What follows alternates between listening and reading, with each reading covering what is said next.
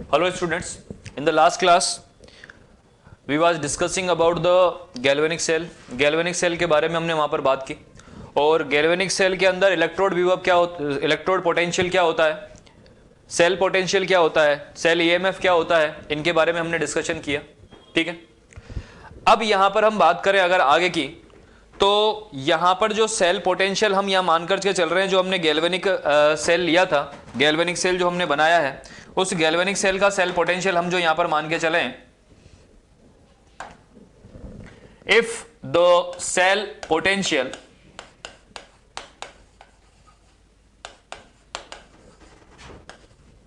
जिसमें कि हमारा जो गैल्वेनिक सेल है, जिसमें हम इलेक्ट्रोड ले रहे हैं जिंक के और किसके ले रहे हैं, कॉपर के ले रहे हैं। ठीक है, तो ये जो गैल्वेनिक सेल का पोटेंशियल है वो है 1.10 volt.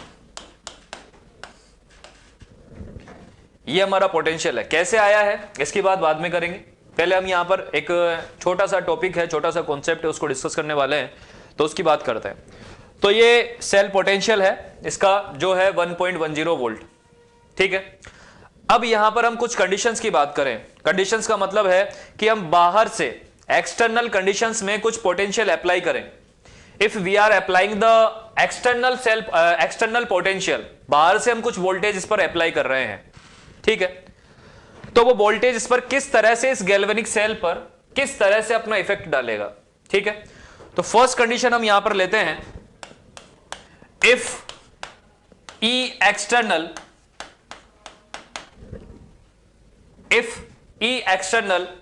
is less than 1.10 volt, यानी कि जो बाहर से हम वोल्टेज अप्लाई कर रहे हैं, अगर उसकी वैल्यू इसके सेल पोटेंशियल से कम है तो क्या इफेक्ट होगा। तो गैल्वेनिक सेल का वर्क क्या है, गैल्वेनिक सेल का वर्क क्या है, गैल्वेनिक सेल का वर्क है कि केमिकल एनर्जी को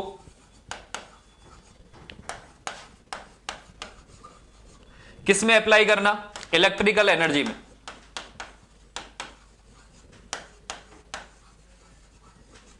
केमिकल एनर्जी को इलेक्ट्रिकल एनर्जी में कन्वर्ट करना। ठीक है, यहां पर ये ऑटोमेटिक प्रोसेस है, यानी कि स्पॉन्टेनियस प्रोसेस है, और स्पॉन्टेनियस प्रोसेस है तो इस स्पॉन्टेनियस प्रोसेस पर हम बाहर से कुछ एक्स्ट्रा एक्सटर्नल फोर्स अप्लाई कर रहे हैं, और बाहर से एक्स्ट्रा एक्सटर्नल फोर्स अप्लाई कर रहे हैं, उसका वोल्टेज इसका जितना वोल्टेज है उससे कम है, तो क्या इस पर कोई फर्क पड़ेगा? नहीं पड़ेगा, यानी कि यहां पर कोई भी इफेक्ट नहीं पड़ेगा, नो इफेक्ट। और नो इफेक्ट है तो जो करंट है वो Zn से जिंक इलेक्ट्रोड से जो ये करंट है वो किधर की तरफ जा रहा है, कॉपर इलेक्ट्रोड की तरफ जा रहा है। इसमें जो इलेक्ट्रॉन है इधर की तरफ फ्लो हो रहा है, और जो इलेक्ट्रिसिटी है यानी इलेक्ट्रिक करंट जो है उसकी वैल्यू इधर से इधर जा रही है, यानी कॉपर इलेक्ट्रोड से किधर की तरफ जा रहा है, जिंक इलेक्ट्रोड की तरफ करंट जा रहा है। तो ये प्रोसेस चलता रहेगा, इसमें नो चेंज। ये पहली कंडीशन है, फर्स्ट कंडीशन। ठीक है, यानी करंट का ट्रांसफर कॉपर से जिंक की तरफ चलता रहेगा, इलेक्ट्रॉन का ट्रांसफर जिंक से कॉपर की तरफ चलता रहेगा, और अपना प्रोसीजर कोई डिफरेंस में इसमें नहीं आएगा। दूसरी कंडीशन ले हम, सेकंड कंडीशन। सेकंड कंडीशन में हम जो ई एक्सटर्नल अप्लाई कर रहे हैं, ई एक्सटर्नल जो हमने अप्लाई किया है, सपोज करो इसकी वैल्यू जो है 1.10 वोल्ट के इक्वल है।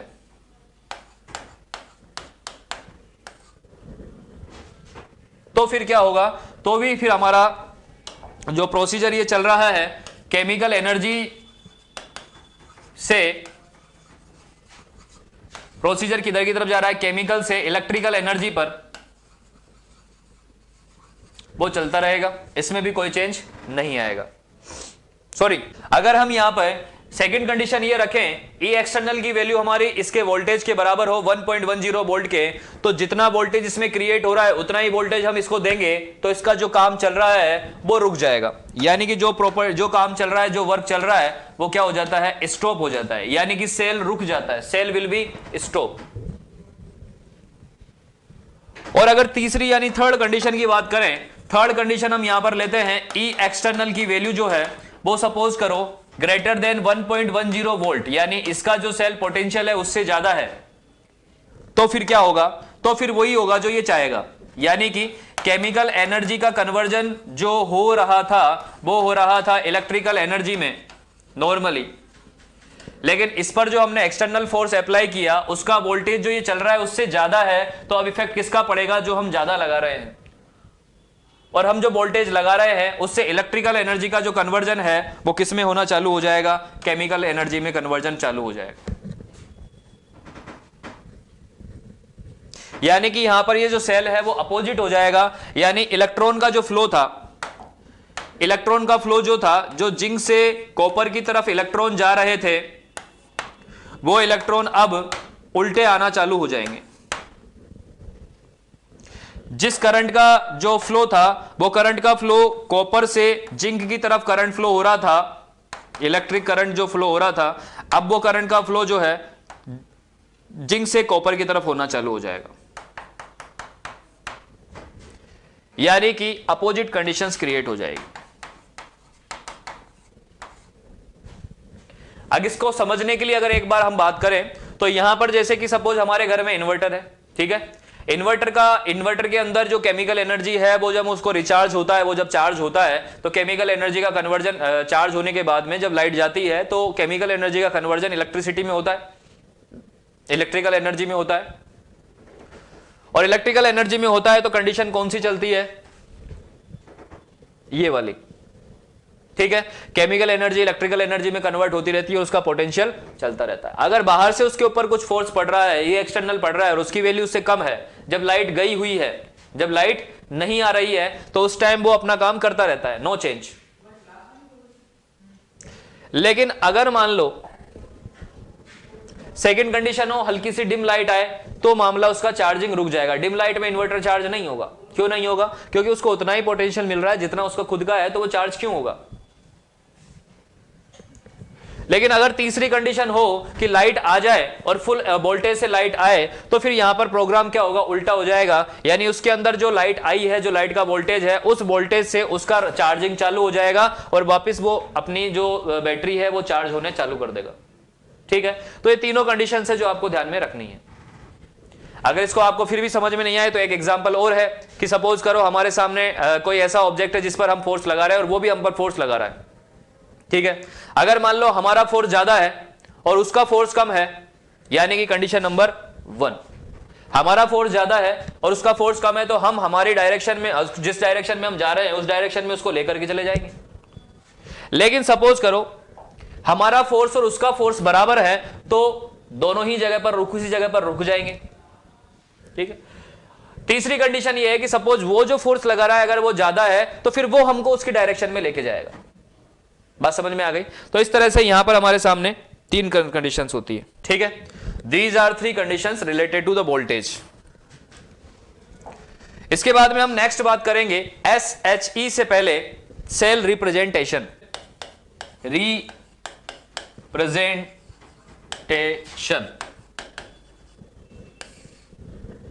सेल्फ रिप्रेजेंटेशन, यानी कि हमारा जो गैल्वेनिक सेल था उसको हम किस तरह से रिप्रेजेंट करेंगे। तो इसके लिए पहले हम गैल्वेनिक सेल एक बार बना लेते हैं। ये हमारा गैल्वेनिक सेल है, ठीक है। इसमें ये इलेक्ट्रोलाइटिक सॉल्यूशन है, ये हमने लिया था ZnSO4 का, दिख रहा है। यहां पर हमने लिया है CuSO4 का। यहां पर हम इलेक्ट्रोड ले रहे हैं, इधर भी हमने इलेक्ट्रोड लिया है, ठीक है। यहां पर जो इलेक्ट्रोड है वो जिंक का है और यहां पर जो इलेक्ट्रोड है वो कॉपर का है, ठीक है। और इन दोनों को ऐड किया हुआ है वोल्टमीटर से इस तरह से, और यहां पर एक सोल्ट ब्रिज लगाया हुआ है। ये हमारा है। इसमें हमको पता है कि यहां पर जो है ये एनोड है और यहां पर ऑक्सीडेशन हो रहा है, यानी कि जो जिंक है वो Zn2+ में कन्वर्ट हो रहा है, 2 इलेक्ट्रॉन रिलीज कर रहा है। यहां पर ये अपना कैथोड है और यहां पर रिडक्शन चल रहा है, यानी कि यहां पर अपना Cu2+ जो है वो 2 इलेक्ट्रॉन रिसीव करके और कॉपर में कन्वर्ट हो रहा है। ये हमारा सेल है, गैल्वेनिक सेल। जब हम इसको रिप्रेजेंट करते हैं तो रिप्रेजेंट करने का जो तरीका है उसमें हम सबसे पहले सेल रिप्रेजेंटेशन में एनोड लिखते हैं। एनोड कौन है? हमारा Zn। कौन सी स्टेज में है यहां पर? ये सॉलिड स्टेट में। ठीक है, जिंक जो है वो कन्वर्ट हो रहा है Zn2+ में, और Zn2+ में कन्वर्ट होके वो कहां जा रहा है, सॉल्यूशन में जा रहा है, यानी कौन सी कंडीशन में जा रहा है, एक्वस कंडीशन में जा रहा है। फिर यहां पर लगा हुआ है हमारा सोल्ट ब्रिज, तो हम लगा देंगे यहां पर ये सोल्ट ब्रिज। ठीक है, इसके बाद में इधर की तरफ हमारा कॉपर है, और कॉपर जो इलेक्ट्रोड है वो Cu2+ से यहां पर ये कन्वर्ट हो रहा है कॉपर में, यानी कि पहले Cu2+ कहां था, एक्वस सॉल्यूशन में, और फिर ये किस में कन्वर्ट हुआ, Cu में, यानी कि सॉलिड स्टेट में। तो हमारा जो ये गैल्वेनिक सेल है, इस गैल्वेनिक सेल को इस तरह से रिप्रेजेंट किया जा सकता है। We can represent this condition, this type. यहां पर ये जो लग रहा है, ये जो हमने लगाया है, ये है सोल्ट ब्रिज।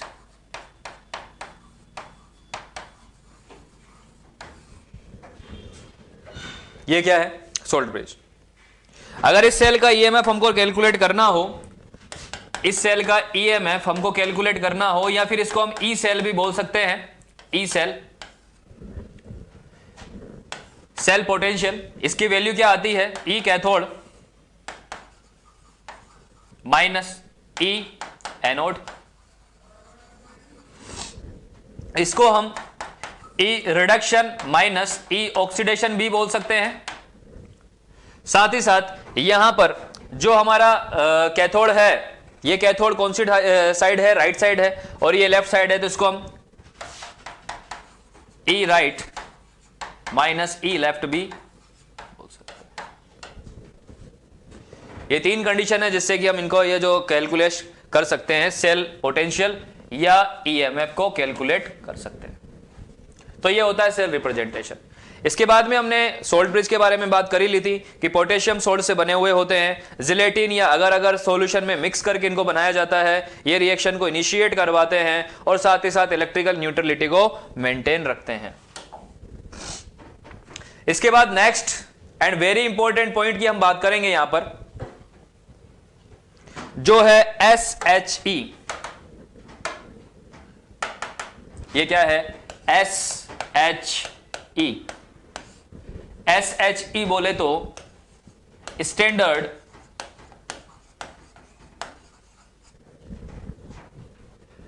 Hydrogen electrode.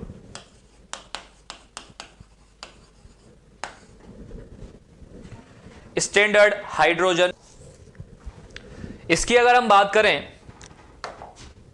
तो सबसे फर्स्ट और इंपॉर्टेंट थिंग जो हम यहां पर बात करेंगे वो इसका जो स्टैंडर्ड इलेक्ट्रोड पोटेंशियल होता है SHE का, वो होता है 0 वोल्ट।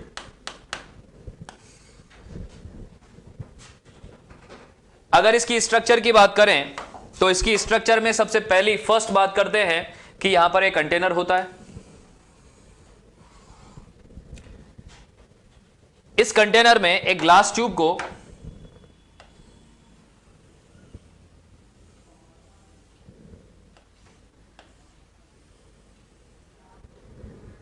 रखा जाता है। इस ग्लास ट्यूब में एक प्लेटिनम का वायर जो है डाल करके उससे एक प्लेटिनम का पीस जो है कनेक्ट कर दिया जाता है।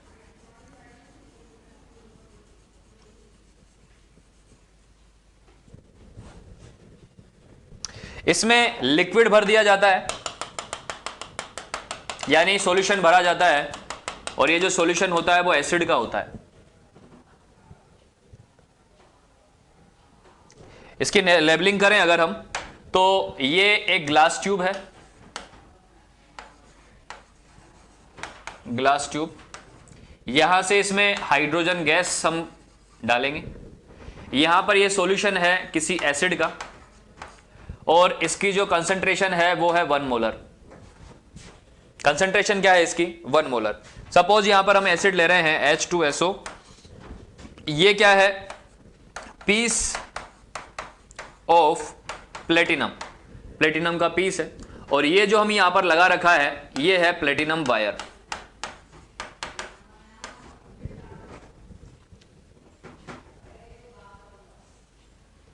ठीक है।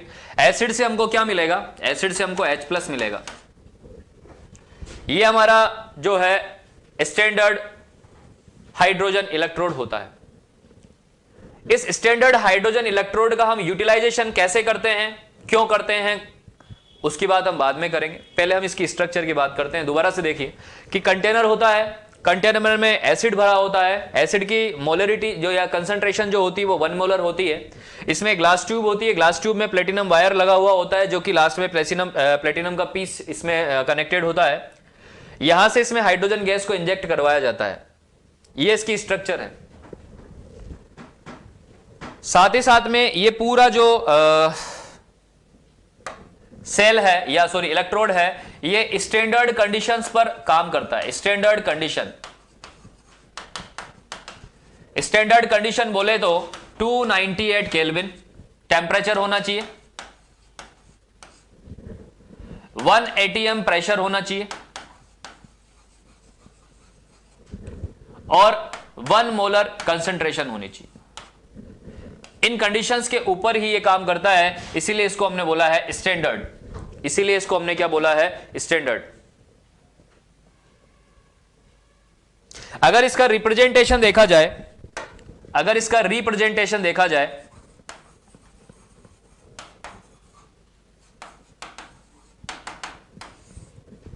तो रिप्रेजेंटेशन में हम देखेंगे यहां पर कि सबसे पहले तो प्लेटिनम है हमारे पास में, और प्लेटिनम कौन सी फॉर्म में है, प्लेटिनम सॉलिड फॉर्म में है। और क्या है, यहां पर हम हाइड्रोजन गैस डाल रहे हैं। हाइड्रोजन किस फॉर्म में है, गैस फॉर्म में। और साथ में ये जो एसिड है, ये एसिड हमको H+ आयंस प्रोवाइड करवा रहा है। क्या प्रोवाइड करवा रहा है, H+ आयंस प्रोवाइड करवा रहा है। और ये H+ आयन जो है वो एक्वस कंडीशन में है, यानी कि सॉल्यूशन में है, और इनकी कंसंट्रेशन कितनी है, 1 मोलर। ये हमारे इस सेल का रिप्रेजेंटेशन है। अब क्योंकि यहां पर हमारा जो ये स्टैंडर्ड SHE है, इसका वोल्टेज जो है, इसका जो पोटेंशियल है वो 0 होता है, तो अगर इसको हम हमारे किसी सेल में कनेक्ट करें तो दूसरी तरफ जो भी इलेक्ट्रोड हम काम में ले रहे हैं उस इलेक्ट्रोड का वोल्टेज हम पता लगा सकते हैं। कैसे कि सपोज करो हम ये दो चीजें एक दूसरे के ऊपर फोर्स लगा रही है, हमको पता है इसका फोर्स 0 है, इसका फोर्स 0 है, तो नेट फोर्स जो निकल करके आ रहा है वो किसका बचा, दूसरे ऑब्जेक्ट का बचा। बात समझ में आई। यानी कि अगर हम वहां पर बात करें, सपोज करो ये कोई ए पर्सन है, ये कोई ए पर्सन है, ये इस बी पर्सन पर फोर्स लगा रहा है, ठीक है। इधर से जो फोर्स लगाया जा रहा है वो 0 है, और नेट फोर्स जो आ रहा है वो सपोज करो 1 न्यूटन है। तो इसका फोर्स अगर 0 है तो नेट फोर्स किसका आया है, दूसरे वाले का आया, बचे हुए का आया। अब यहां पर जो हमारा इलेक्ट्रोड हम काम में ले रहे हैं, तो एक साइड हमने सपोज करो SHE लगा दिया,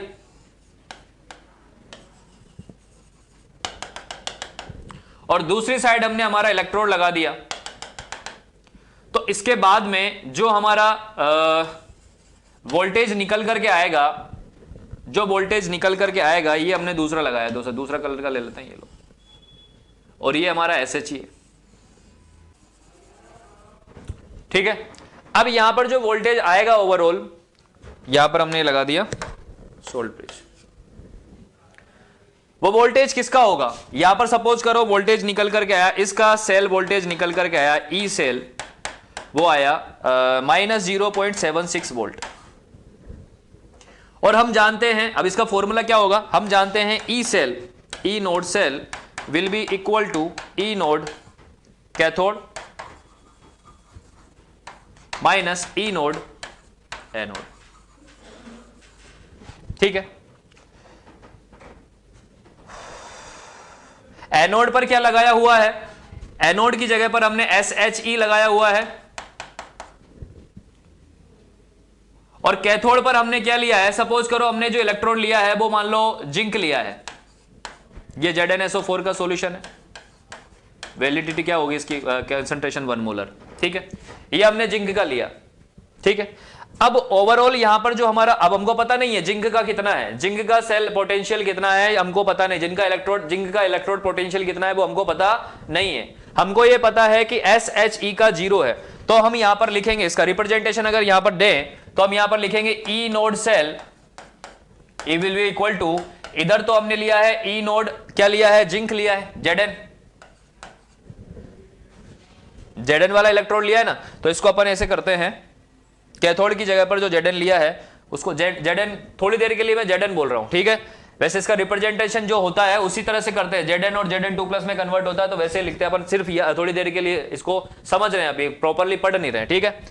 दूसरी तरफ यहां पर हमारा जो है वो आएगा E नोड SHE, और चूंकि हमको पता है E नोड SHE जो होता है वो क्या है, 0। ओवरऑल सेल पोटेंशियल हमको वोल्टमीटर में कितना दिखाई दे रहा है, -0.76 equals to E naught Zn -0। तो यानी कि हमारा जो सेल पोटेंशियल आ रहा है वो किसका आ रहा है, टोटली जिंक का, यानी E नोड Zn जो है वो कितना आ रहा है, 0.76 आ रहा है। यानी हमको ये पता चल चुका है कि जिंक का जो सेल पोटेंशियल होता है वो कितना, मतलब इलेक्ट्रोड पोटेंशियल जो होता है वो इलेक्ट्रोड पोटेंशियल कितना होता है, -0.76। तो इस तरह से जो अननोन है, जो इलेक्ट्रोड अननोन है, उस इलेक्ट्रोड का हम क्या कैलकुलेट कर सकते हैं, उस का हम इलेक्ट्रोड पोटेंशियल कैलकुलेट कर सकते हैं, ठीक है। तो फाइनली ये तो एक ओवरऑल आपको समझाने के लिए एक्सप्लेन किया है हमने, मतलब थोड़ा सा एक्सप्लेनेशन ही दिया है, प्रॉपरली हम इसकी बात करेंगे। तो यहां पर हम जो कंडीशन ले रहे हैं, फर्स्ट कंडीशन, इसको एक्सप्लेन करने के लिए फर्स्ट कंडीशन लेते हैं, case number 1। Case number 1, case number 1 में हमने जो इलेक्ट्रोड बनाया है वो ऐसा बनाया है, PtSH2 gas H plus aqueous salt bridge लगाएंगे, Cu कौन सा ले रहे हैं अपन, कॉपर। और कॉपर का जो रिप्रेजेंटेशन हम करते हैं वो आपको पता है कैसे करते हैं, कॉपर 2+ और ये कन्वर्ट हो रहा है कॉपर में, ये एक्वस है और ये सॉलिड है। यानी कि हमने जो ये सेल बनाया, है वो ऐसे बनाया है, ये 2 कंटेनर है हमारे पास में, इस एक कंटेनर में हमारे पास में क्या लगा हुआ है, SHE लगा हुआ है, ये हमारे पास में SHE लगा हुआ है, इसमें हमने ये सॉल्यूशन भरा हुआ है और इसमें भी सॉल्यूशन ही है। यहां पर जो इलेक्ट्रोड हम ले रहे हैं वो इलेक्ट्रोड कॉपर इलेक्ट्रोड है। इसके अलावा यहां पर जो हमने वायर डाला हुआ है और यहां पर इससे प्लेटिनम का पीस कनेक्टेड है, ठीक है। इसके बाद में यहां पर भी वायर से वोल्टमीटर से कनेक्टेड है, ठीक है। और इसके अलावा यहां पर हमने जो है सोल्ट ब्रिज लगा रखा है। ये वाला जो है ये है कॉपर का इलेक्ट्रोड और इधर की तरफ हम ले रहे हैं SHE, ये जो है कॉपर सल्फेट है 1 मोलर, ठीक है। इस टाइप का सेल हमारे सामने है। ये सेल हमने बनाया, हमको पता नहीं है, we don't know about the E copper. Copper के इलेक्ट्रोड का वैल्यू क्या है, इलेक्ट्रोड पोटेंशियल की हमको पता नहीं है, पता करनी है कि कॉपर को हम किधर जोड़ेंगे। कॉपर का इलेक्ट्रोड पोटेंशियल अगर पॉजिटिव आया तो इसका मतलब उसको हम कैथोड बनाएंगे, कॉपर का इलेक्ट्रोड पोटेंशियल अगर नेगेटिव आया इसका मतलब उसको हम एनोड बनाएंगे। अभी हमको पता नहीं है कि क्या बनाना है। अब पॉजिटिव आएगा नेगेटिव आएगा इसका पता कैसे चलेगा, ये हमको बताएगा कौन, SHE। क्यों, क्योंकि SHE की वैल्यू क्या आती है, नेगेटिव आती है। तो देखिए इसका हम ओवरऑल सेल वो निकाल करके देखें, E सेल, इसका हम E सेल निकालें।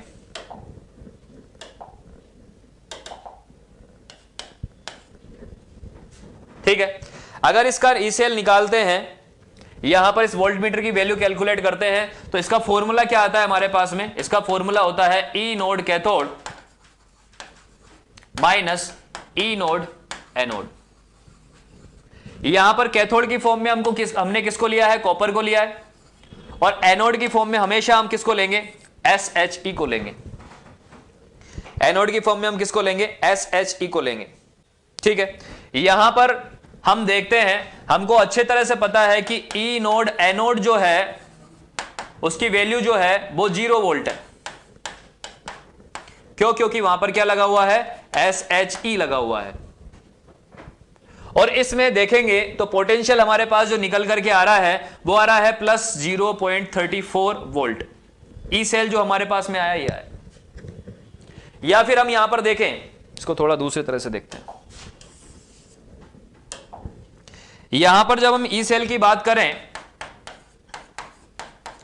तो इस टाइम हमको इस वोल्ट मीटर में जो इलेक्ट्रोड पोटेंशियल का वैल्यू दिखाई दे रहा है, इलेक्ट्रोड पोटेंशियल की जो वैल्यू हमको दिखाई दे रही है वो कौन सी है, प्लस 0, इसकी जो वैल्यू आ रही है वो आ रही है प्लस 0.34 वोल्ट। अब यहां पर हमारे पास कैथोड भी है और एनोड भी, और हमको पता है एनोड पर जो है वो 0 है, यानी इधर साइड का पोटेंशियल तो कुछ लग ही नहीं रहा। यानी कि जो ये वैल्यू आ रही है वो कौन सी आ रही है, कैथोड की साइड की आ रही है प्लस 0.34। हमको कैसे पता चला, क्योंकि पॉजिटिव वैल्यू किसकी होती है, कैथोड की होती है। यानी यहां से हमको ये कंफर्म होता है कि ई सेल वैल्यू कितनी आ रही है, टोटल 0 प्लस 0.34 वोल्ट आ रही है। और ये वैल्यू किसकी वजह से आ रही है, केवल और केवल कॉपर की वजह से आ रही है। क्यों? क्योंकि यहां पर जो SHE लगा हुआ है उसकी वैल्यू तो ऑलरेडी क्या है, 0 वोल्ट है, यानी वो तो अपना पोटेंशियल लगाता ही नहीं है, 0 वोल्ट है। तो बचा हुआ जो रिजल्ट हमको मिल रहा है, जो पोटेंशियल हमको मिल रहा है वो किसका मिल रहा है, कॉपर का मिल रहा है।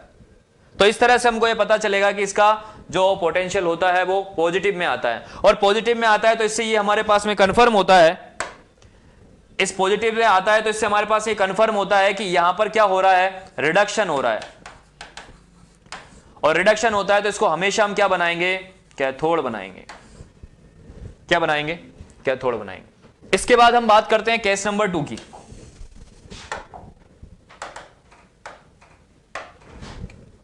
केस नंबर 2, केस नंबर 2 में हमारे पास में प्लेटिनम है सॉलिड फॉर्म में, इसके बाद में हमारे पास में हाइड्रोजन है गैसियस फॉर्म में, इसके बाद में हमारे पास में H+ है एक्वस फॉर्म में।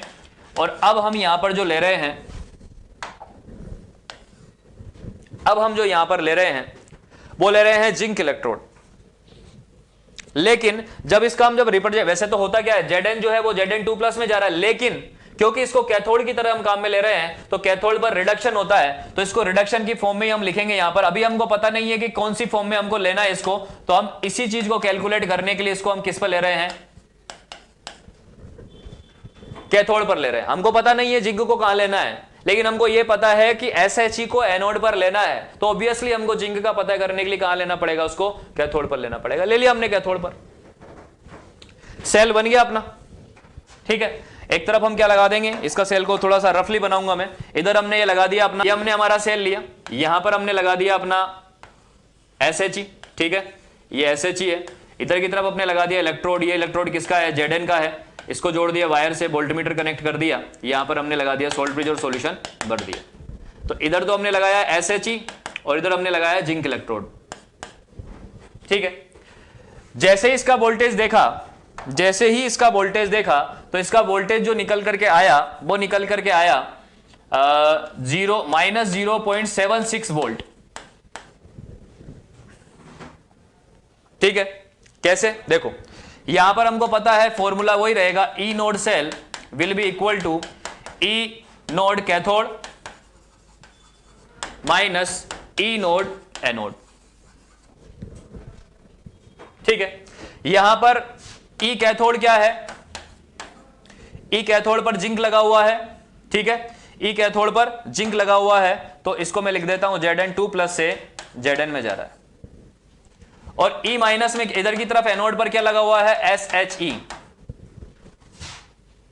ये हमको ई सेल कैलकुलेट करना है इस सेल का, और हमको पता है कि ई नोड SHE जो है वो है 0 वोल्ट। फाइनली हमको जो यहां पर दिख रहा है, वो जो दिख रहा है वो किसका दिख रहा है, इधर की तरफ तो इसका तो पूरा के पूरा क्या है, 0।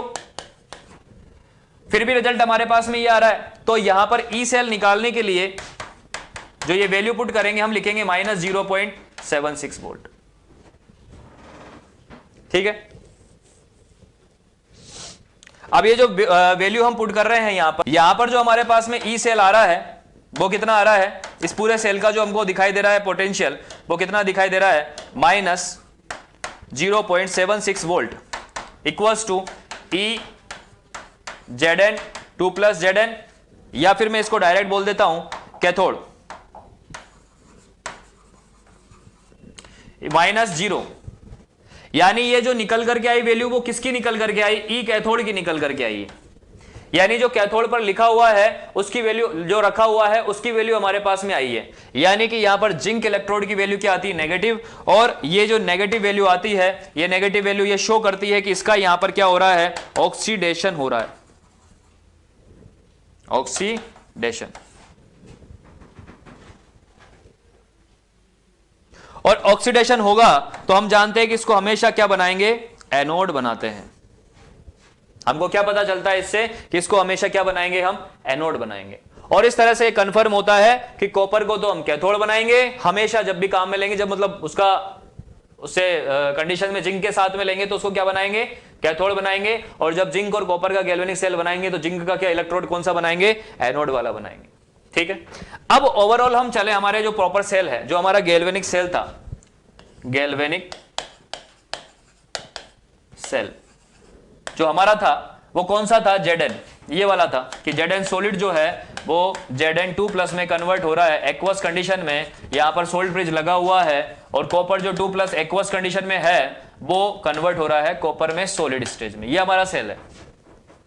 इसका हमको निकालना है अब E naught equals to, formula क्या होगा, E naught anode minus E node,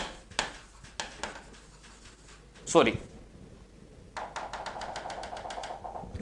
ई naught cathode minus E naught anode. ठीक है, यहां पर हमारे पास में कैथोड पर कौन लगा है, कॉपर है, कॉपर हमारा कैथोड है, और कैथोड की वैल्यू अभी हमने निकाल करके देखी थी। कॉपर का जो इलेक्ट्रोड आया था वो पोटेंशियल कितना निकल करके आया था, +0.34 वोल्ट। इसके बाद में हमने जिंक का निकाल करके देखा कितना आया, -0.76 वोल्ट। तो अब दोनों की वैल्यू हम यहां पर रख देंगे, तो इसकी वैल्यू आई अपने पास में +0.34 वोल्ट, माइनस इसकी वैल्यू आई अपने पास -0.76 वोल्ट। तो यहां पर ओवरऑल जो है वो हो जाएगा +0.34 प्लस 0.76, ऐड करेंगे इसको तो +461, सॉरी 0 7 3 10 प्लस 1 11 1 1 1.10 वोल्ट। ये अपना आया ई सेल। यानी इस गैल्वेनिक सेल का जो सेल ईएमएफ निकल करके आता है वो कितना निकल करके आता है, 1.10 वोल्ट। यहां पर हमने जो काम में लिया है, जिसमें स्टार्टिंग कंडीशन हम जो देख रहे थे, यहां पे हमने बोला कि हमारा जो गैल्वेनिक सेल है, इस गैल्वेनिक सेल का जो पोटेंशियल आता है, सेल पोटेंशियल, वो कितना आता है, 1.10 वोल्ट आता है। ये हमने बोला था। कैसे आया, ऐसे आया, जी आया। ठीक है, तो ये आज का टॉपिक था जिसमें हमने SHE पढ़ा है कि किस तरह से हम स्टैंडर्ड हाइड्रोजन इलेक्ट्रोड का यूज करके और सेल पोटेंशियल कैलकुलेट करेंगे, किस तरह से हम वहां पर ये आइडेंटिफाई करेंगे कि कौन सी मेटल के इलेक्ट्रोड को एनोड और कौन सी मेटल के इलेक्ट्रोड को कैथोड बनाना है, किसका इलेक्ट्रोड पोटेंशियल कितना होता है। डिफरेंट मेटल्स का डिफरेंट इलेक्ट्रोड पोटेंशियल हमने निकाल लिया, किससे, SHE का यूज करके। अब इन इलेक्ट्रोड पोटेंशियल्स को जो कि हमने कैलकुलेट किए हैं, इनको एक सीरीज के इंक्रीजिंग ऑर्डर में एडजस्ट करेंगे, और जो हमारी सीरीज बनेगी उसको हम बोलेंगे इलेक्ट्रोकेमिकल सीरीज, और ये हमारा टॉपिक है next, electrochemical series. Thank you.